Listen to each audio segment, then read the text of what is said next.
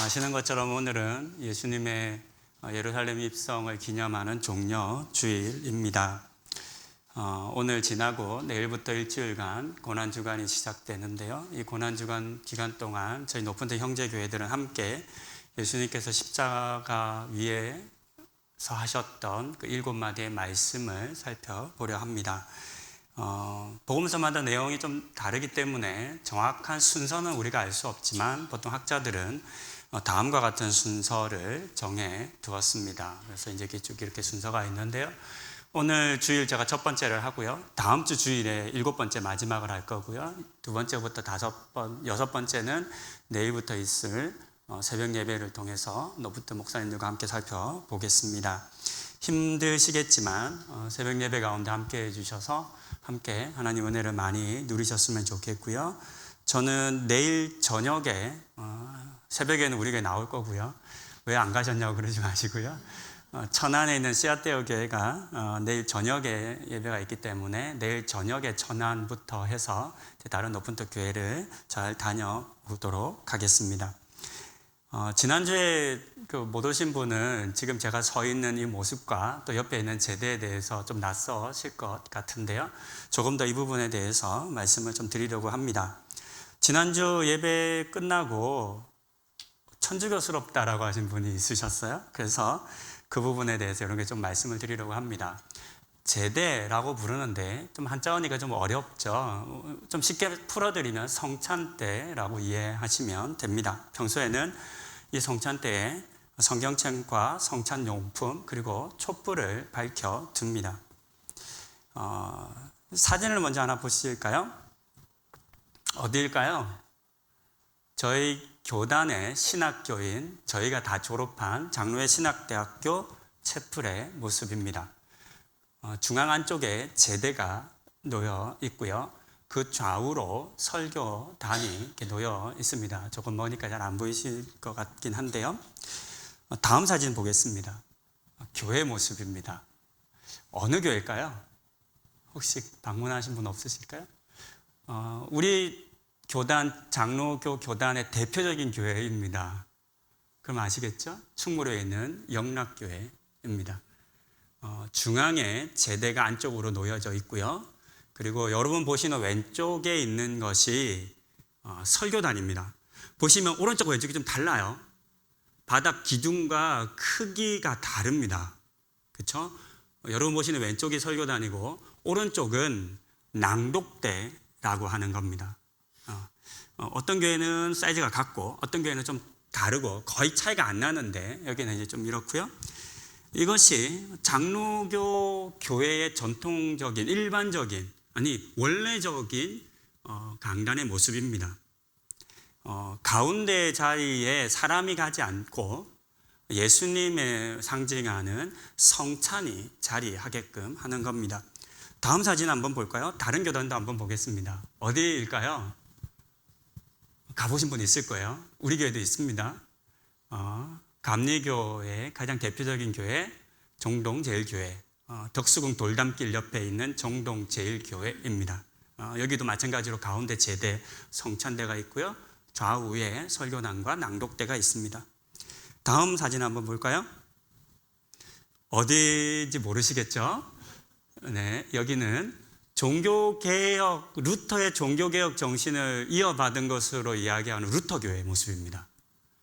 여기는 확실하게 보입니다. 가운데에 제대라고 해서 성찬대가 놓여 있고요. 여러분 보시는 왼쪽에 설교단이 있고 오른쪽에 작은 단이 있죠. 그게 낭독대의 모습입니다.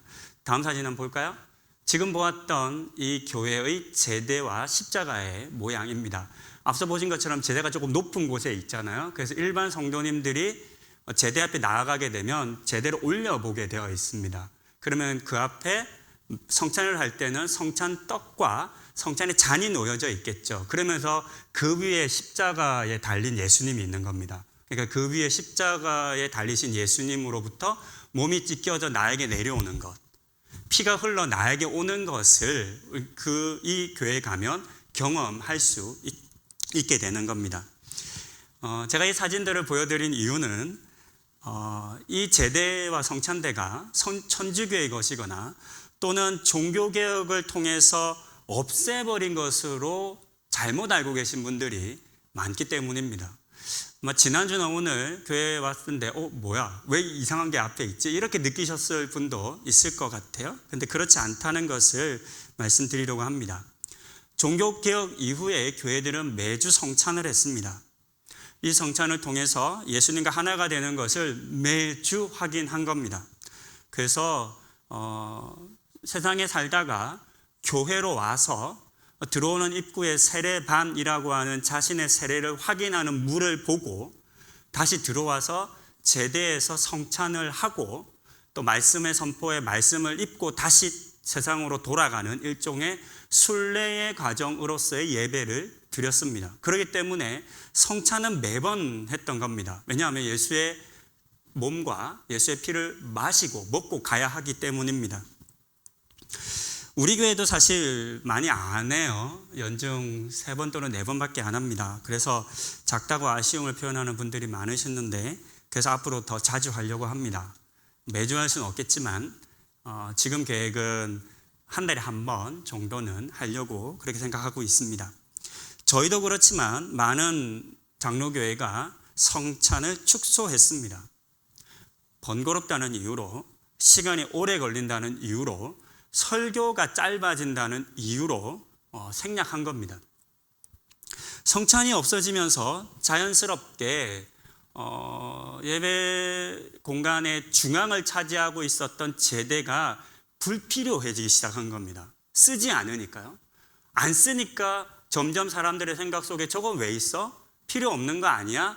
라고 하게 되고 그러면 성찬 할 때만 갖다 놓지 뭐 이런 식의 개념이 생성되기 시작하면서 사람들이 제대를 이렇게 빼기 시작합니다. 더군다나 상가교회가 많아지면서 상가교회가 충분한 공간을 확보하지 못하잖아요. 그러니까 상가교회에서 제대를 놓기가 되게 어렵거든요. 그러니까 이제 제대를 치우고 가운데 설교단이 가는 겁니다. 이 설교나 이 내용에 대해서는 앞으로도 계속 더 할 텐데요. 외국에 있는 아주 좁은 교회 사진이 있어요. 우리 교회 절반 정도밖에 안 되는 교회인데도 제대가 있어요. 그런 모습을 보면서 우리가 너무 많은 것을 좀 포기한 거 아닌가라고 하는 생각이 듭니다.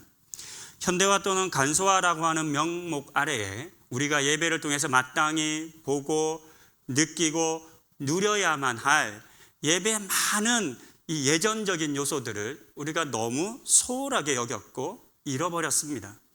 더 안타까운 것은 원래 우리의 전통이었음에도 불구하고 마치 이단의 것이나 타종교의 것처럼 여겨지고 있는 절기나 가구나 예전들이 너무 많다는 겁니다. 어떻게 하면 우리가 예배를 더 잘 드릴 수 있을까?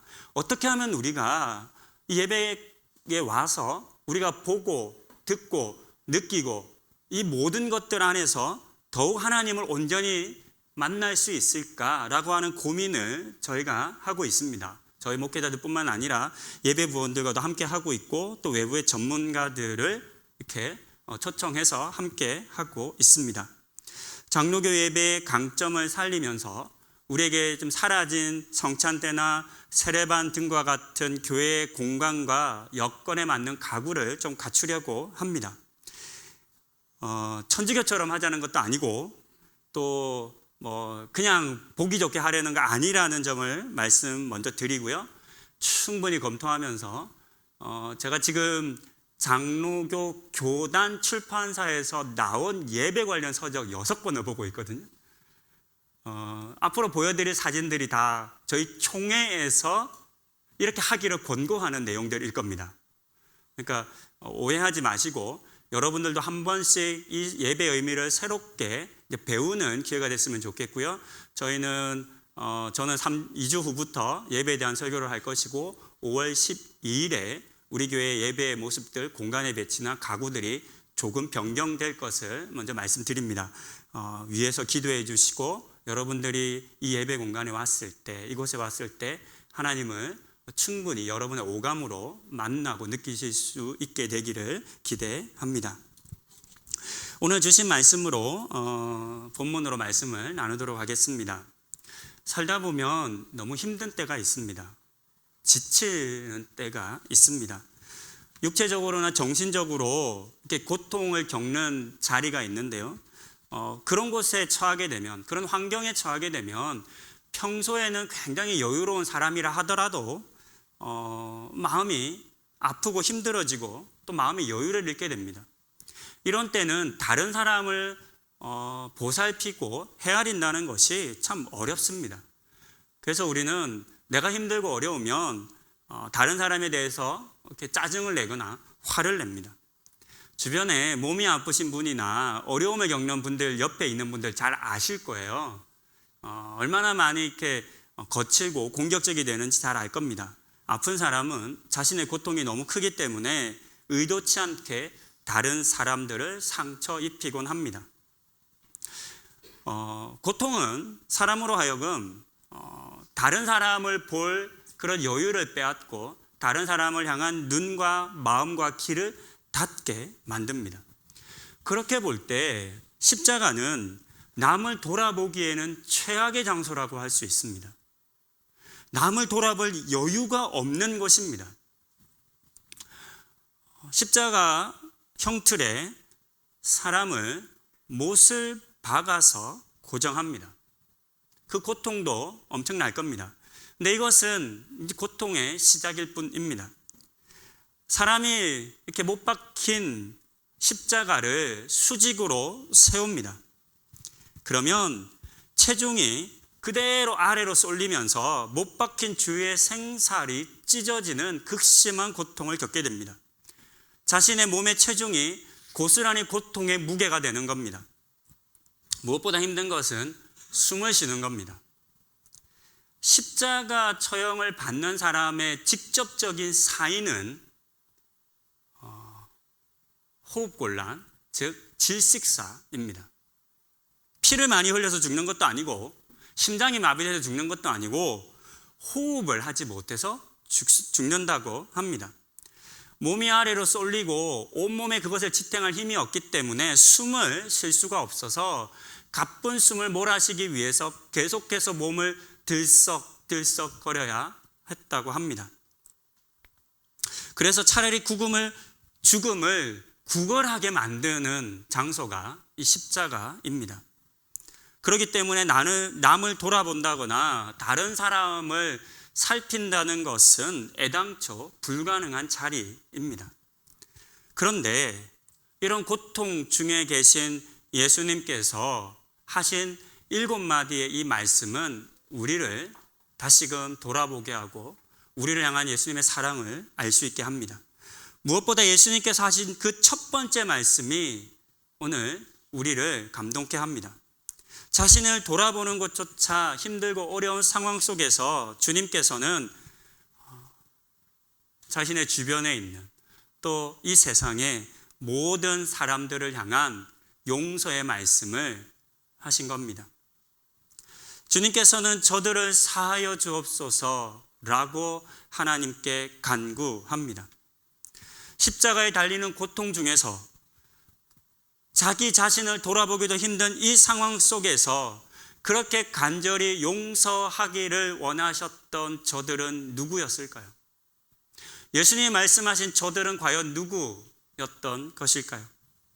표면적으로 저들은 예수님을 십자가에 못 박은 일에 관여한 사람들을 말할 겁니다. 로마의 군인들, 빌라도, 유대의 종교 지도자들입니다. 군인들은 예수님을 십자가에 못 박고 그 아래에서 예수님을 비웃고 조롱했습니다. 그것을 통해서 수치를, 고통을 더욱 강하게 만들기 위함이었습니다. 빌라도는 예수님을 구원할 수 있었음에도 불구하고 그렇게 하지 않았습니다. 마치 성경을 보면 빌라도가 예수님을 살려주기 위해서 많은 애를 쓴 것처럼 기록되는 모습도 보이지만 실제는 그렇지 않습니다. 그는 예수님을 보호하려 했던 것이 아니라 자기 자신의 정치적인 입지와 자리를 보호하려 했던 사람이었습니다. 심판자, 판결자는 죄가 없음을 알게 되면 그 사람을 풀어줘야 합니다. 빌라도는 예수님이 무죄하다는 것을 알았습니다. 하지만 예수님을 풀어주지 않았습니다. 왜냐하면 예수님을 풀어줬을 때 직면해야만 하는 유대교 종교 지도자들의 정치적인 압력이 두려웠기 때문입니다. 그래서 그는 자신의 자리를 유지하기 위해서 무죄한 사람을 죽음에 이르르게 했습니다. 그 다음 저들은 정치, 경제, 종교적 이익을 위해서 예수님을 죽이려 했던 유대 종교 지도자들입니다.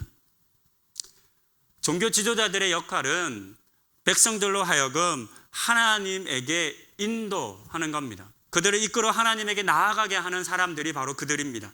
하지만 그들은 오히려 백성들로 하여금 하나님께 나아가지 못하게 막는 존재가 되어 버렸습니다. 로마의 앞잡이가 되어서 로마로부터 주어진 기득권과 권력과 부와 지위를 더 중요하게 여겼습니다. 그것을 잃게 되는 것을 두려워했습니다. 그래서 이 땅에 오셔서 하나님 나라의 복음을 선포했던 예수님을 죽이려 했던 겁니다. 그 다음 저들은 예수를 십자가에 못 박으라 부르짖었던 백성들입니다. 그들은 불과 며칠 전에 예수님의 예루살렘 입성, 오늘 이 종려주일이 기념하는 이 날에 호산나라고 부르며 예수님을 환영했던 사람들이었습니다. 하지만 그들은 불과 며칠 만에 그 호산나를 예수를 죽이라고 바꾸어 버렸습니다. 자신들이 기대하고 원했던 구원과는 다른 구원을 행하시는 예수님을 메시아로 받아들이지 못했기 때문입니다. 그들은 맹목적으로 유대의 종교 지도자들을 따랐습니다.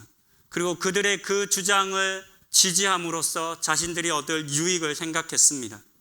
마태복음 27장 24절과 25절에는 이 백성들이 얼마만큼 맹목적이었는지를 알 수 있습니다. 빌라도가 아무 성과도 없이 도리어 밀란이 나려는 것을 보고 물을 가져다가 무리 앞에서 손을 씻으며 이르되 이 사람의 피에 대하여 나는 무죄하니 너희가 당하라. 백성들이 다 대답하여 이르되 그 피를 우리와 우리 자손에게 돌릴지어다 하거늘. 백성들은 그 피를 우리와 우리 자손에게 돌릴지어다 라고 하는 말의 무게를 알지 못했습니다. 그 말의 의미를 깨닫지 못한 겁니다. 그러니까 이렇게 자신 있게 답을 할 수 있었습니다. 예수님께서 흘리신 핏값을 감당할 사람이 세상에 있겠습니까? 그것이 어떤 의미인지를 알았더라면 누가 감히 그렇게 하겠다 말할 수 있었겠습니까? 그만큼 그들은 어리석었습니다. 그 다음으로 저들은 예수님을 버리고 달아난 제자들과 예수님의 추종자들이었습니다. 베드로를 비롯한 제자들은 중년한이 있어도 예수님을 떠나지 않겠다 장담했었습니다. 하지만 정작 예수님께서 십자가에 매달리자 그들의 모습은 보이지 않았습니다. 가장 많이 사랑받은 사람들이었지만 예수님께서 십자가에 달리실 때 그들은 오히려 예수님을 떠났습니다. 도망쳤습니다. 부인했습니다. 저주했습니다. 충분히 배신감을 느낄만 하지만 그럼에도 불구하고 예수님께서는 그들을 용서하셨습니다.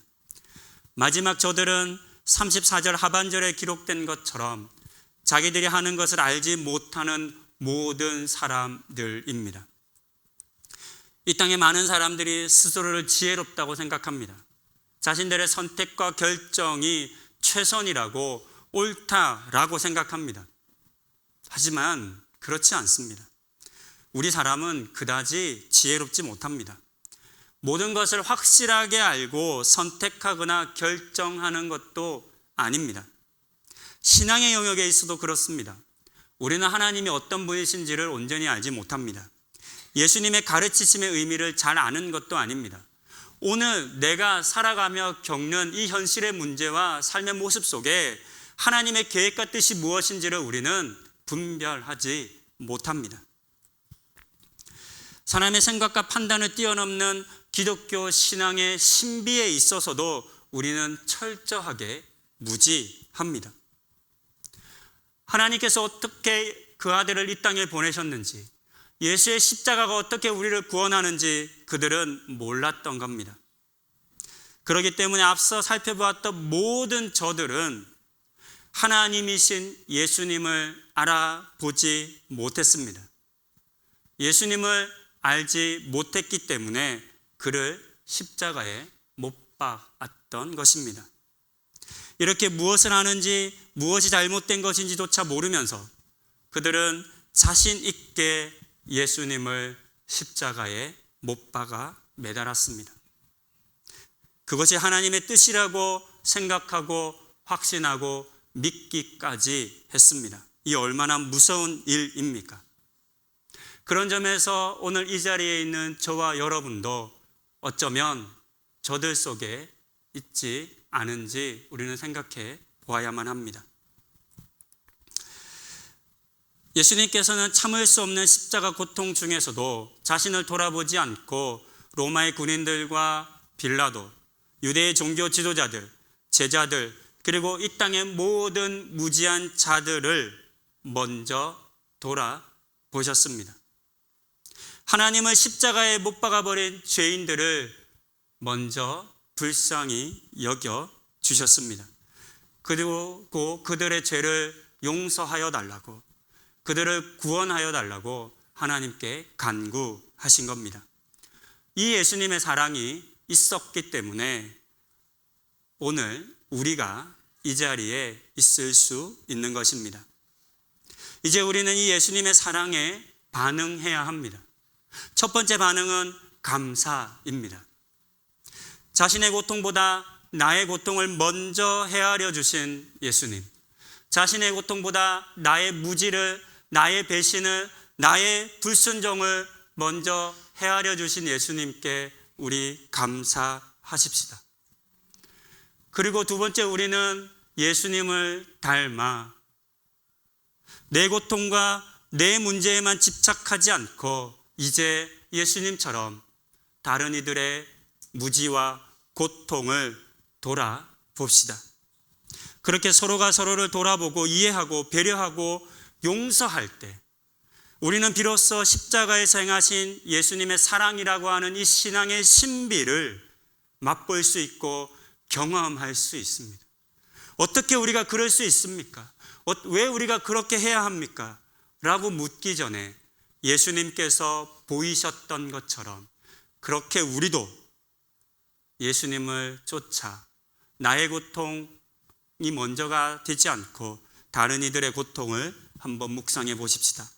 이번 고난 주간 동안에는 여러분의 고통이 아니라 타인의 고통에 한번 살펴보고 묵상해 보는 시간을 가지실 수 있기를 권면드립니다. 여러분들의 가족일 수 있을 겁니다. 내가 가장 잘 안다고 생각하는 여러분의 남편이나 아내일 수 있고 부모님일 수 있고 자녀일 수도 있을 겁니다. 혹 여러분 주변에 있는 직장의 동료들이나 친구일 수도 있을 겁니다. 아니면 이 시대와 사회 속에서 버려지고 소외된 이들일 수도 있을 겁니다. 아침에 엄태원 집사님에 대한 소식을 들었습니다. 욕창이 생기고 복수가 차서 병원에 있고 병원에서는 호스피스 병동을 알아보라 라고 이야기해 주었습니다.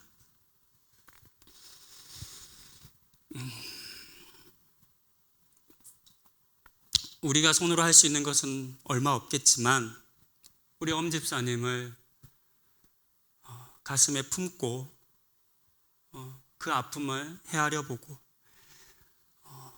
우리의 삶에서 그의 가는 길을 기도로 함께 걸을 수 있으면 좋겠습니다. 4월 16일은 세월호 5주기입니다.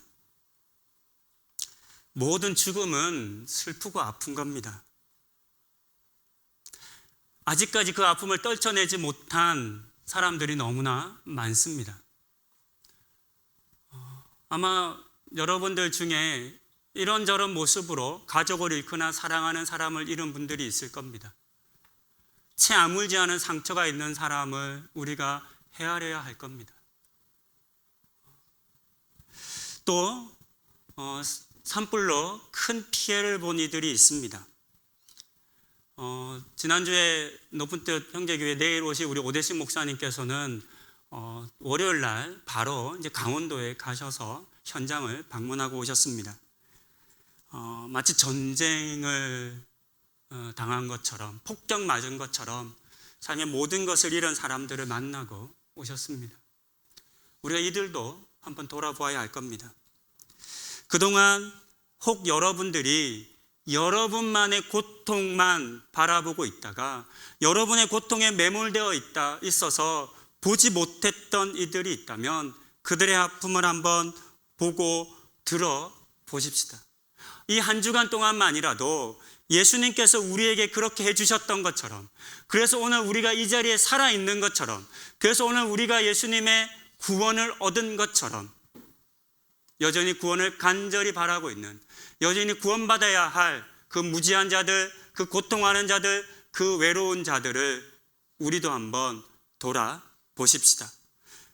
그리고 그들에게도 예수님의 사랑이 전해지기를, 할 수만 있다면 그 사랑이 나를 통하여 전하여질 수 있기를 우리 소망하십시다. 그래서 예수님의 십자가 고통이 무의미해지지 않게 합시다.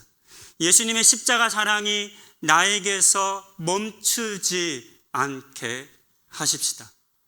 그런 고난주간을 보내시는 분들이 다 되실 수 있기를 권면드립니다. 기도하시겠습니다. 십자가 고난과 고통 중에서도 자신이 아닌 우리를 먼저 생각하시고 용서해 주심에 깊이 감사드립니다. 우리의 무지함을, 우리의 죄악을, 우리의 불순종을 불쌍히 여겨 주옵소서. 그리고 이제는 예수님을 닮아 예수님의 삶을 좇는 우리가 되게 하옵소서. 그래서 우리가 마땅히 돌아보아야 할 이 시대의 수많은 고통받는 자들과 무지한 자들을 살피게 하시고 그들을 돌보는 우리가 되게 하옵소서. 예수님의 이름으로 기도드립니다. 아멘.